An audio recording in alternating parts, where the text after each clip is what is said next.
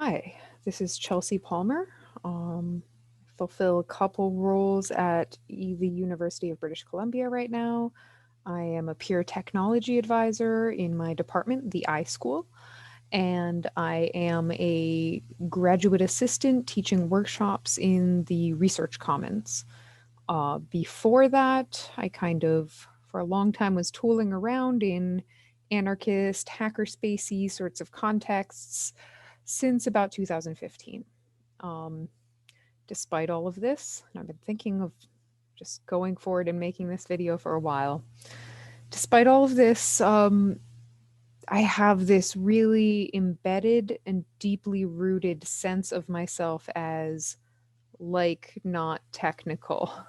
It's the terminology I'd like to append to this, kind of in recognition of some of the cultural learned elements around that stance and around me having really woven it into my perspective of myself. I think it's something I need to let go of, and I'll make the argument that I haven't gotten over the past 5 years any more inherently skilled at approaching things from a logical or mathematical perspective rather than an associational and relational sense. I'm a big mind mapper, that sort of thinking, rather than logical problem solving in the traditional sense, not in the colloquial, like, we colloquially we this might be part of the root of this problem for me. Colloquially, we deem logical those whose narratives are most accepted in contemporary society, and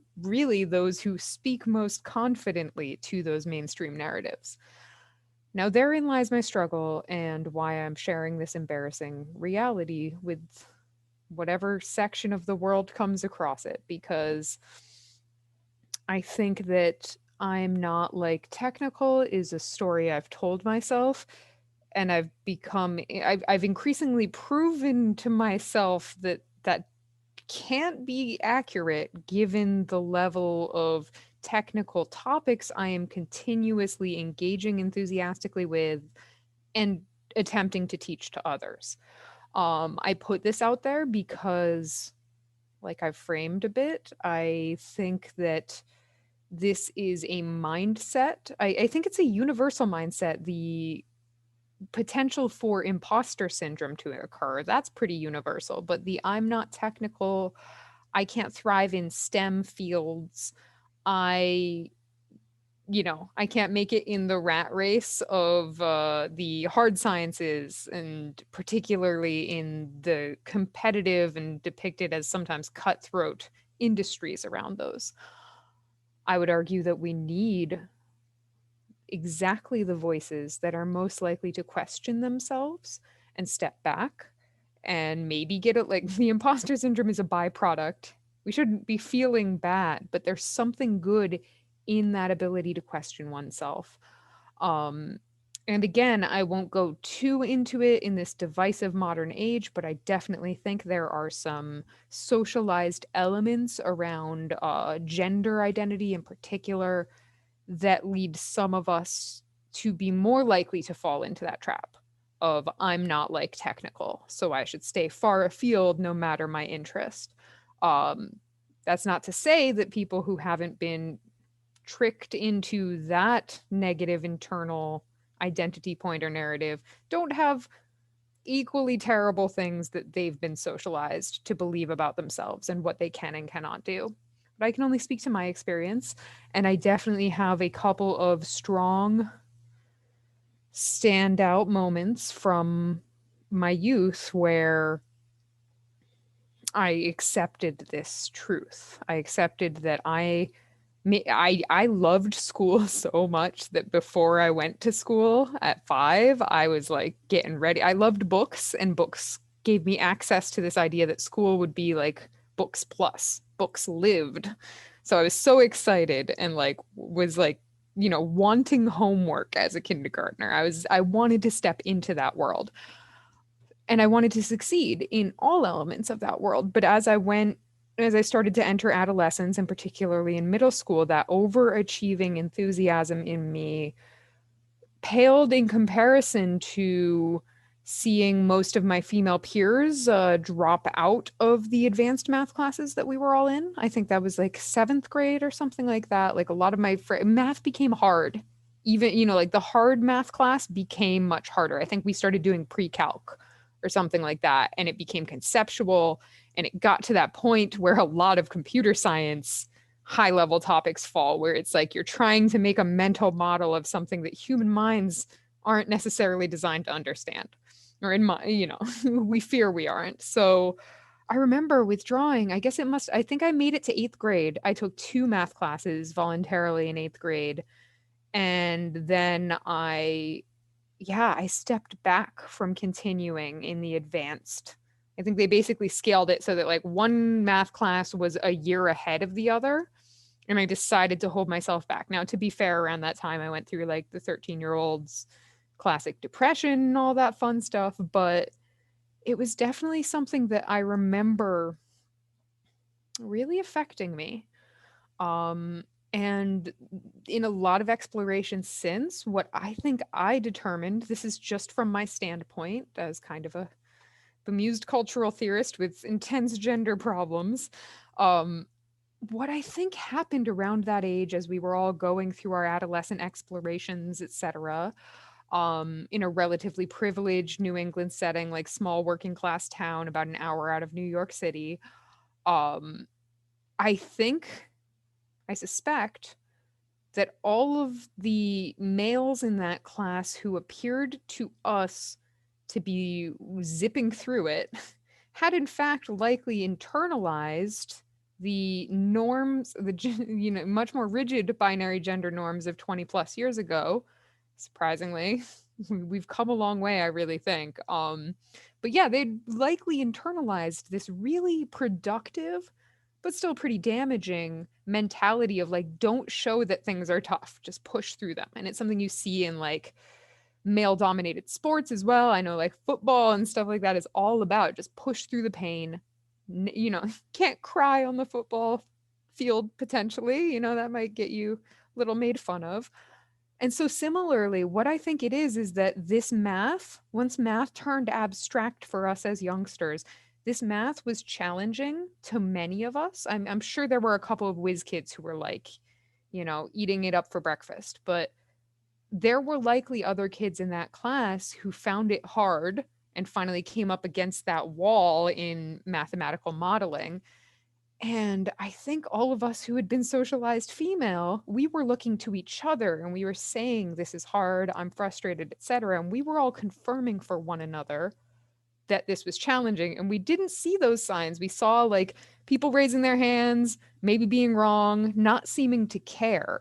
So there's a couple elements there. There's an element of just like archaic, I hope, gender norms that I saw a bit enforced, less so than my parents' generation, but hopefully much more so than we're seeing now when kids are in more privileged global north settings are often encouraged to be themselves, it gets better, etc.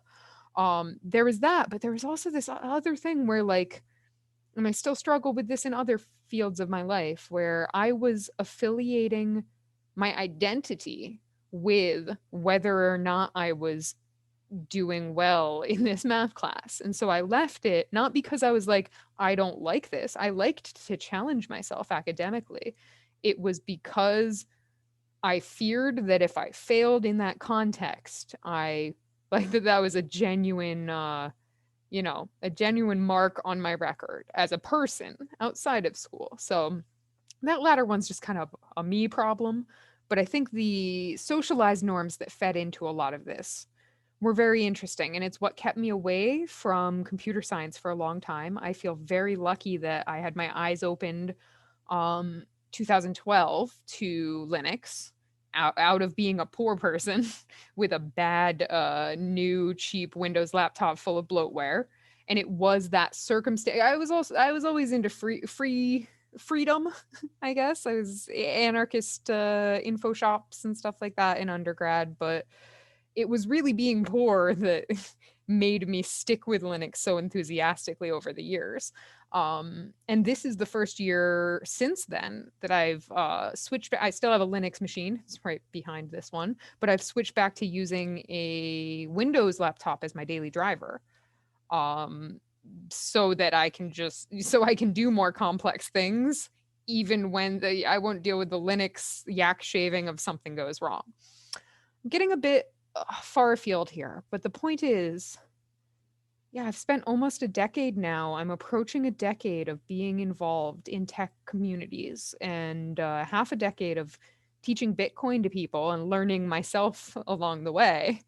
My technical education roles have been very unlike my main education, like it has been grassroots, pick it up as you go, fake it till you make it.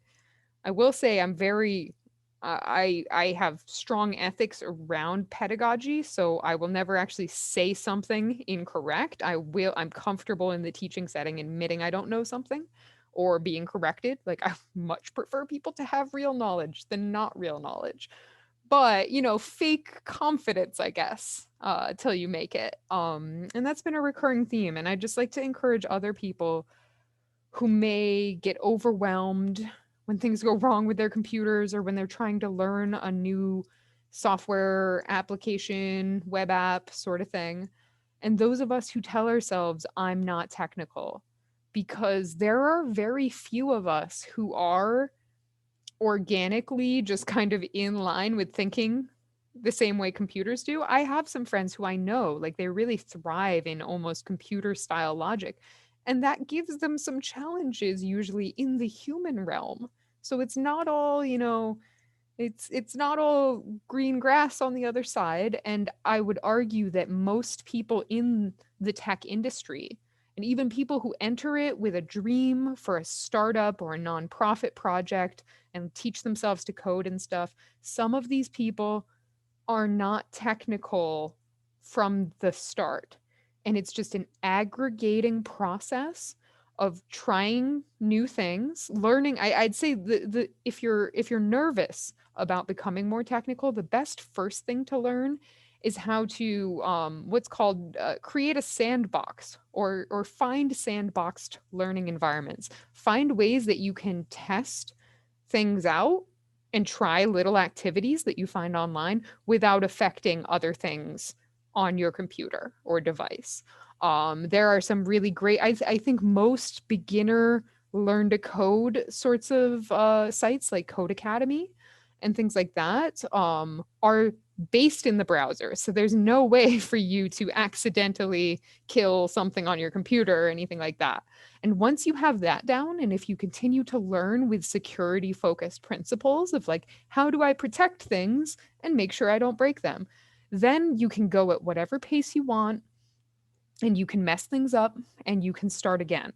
And the other thing I would say is try, if you're trying to take on more technical skills, whether it's to make yourself a stronger candidate for job roles or because you just really are interested but nervous, I'd say keep a running log of notes as you learn things. That's something I really regret not doing over the years and I'm trying to get better at doing. I've many times over the years I've had the same Linux problem recur every once in a blue moon because there are weird little things that can happen with like hardware devices don't work right or something.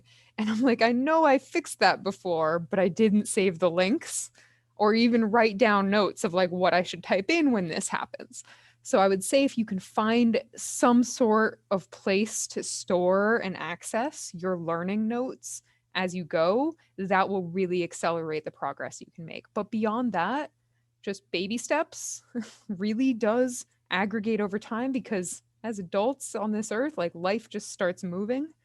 It feels like the 5 years since I got into the Bitcoin scene have not been 5 years. Like it feels like they've just zipped by and I've been so busy most of the time that I've never fully deep dived as earnestly as I would like to in something like I'm mediocre at best at Python, things like that. But I have all of these little toolkits and importantly, the ability to search for what I need in order to solve technical problems that come up. That's the main thing is becoming familiar with how to track down information about others who might have faced the same problem. So, and that's kind of why I came back to school at UBC, and I'm currently pursuing a master's in library and information science, because at the end of the day, most technical roles really actually require librarianship skills in my mind, like being able to search effectively and efficiently for exactly the answer you need at a given time is not just valuable to most like life roles, but it's really the core of what most software developers, programmers, etc. are doing a lot of the time. Is we can't store the amount of information that computers can in our brains, but we can get really good at how to cross-reference and pull things from the internet to support whatever tasks we're undertaking. So I hope this is of value to somebody. It feels pretty good to get out, because it's just this real dissonance in my brain. I've kind of chuckled aloud to myself after doing, like, I'm very proud of the content I've created for the UBC's Research Commons, a Docker workshop, and now I'm rolling out an Intro to Blockchain Research Skills workshop. And I'm like, how can I produce these and deliver them and answer most of the questions that I get and tell myself I'm not technical? That just doesn't make sense. So part of it is an imposter syndrome thing, but part of it is a redefining, like, what technical means in the age of information work. It's not some senior developer category that's reached. It's a way you approach the world around you and seek to solve problems, and seek to solve problems like in a way that they won't recur, or that you have this, you have the necessary knowledge to patch it better next time. Feel free to reach out to me if you have any thoughts on this, and have a great day.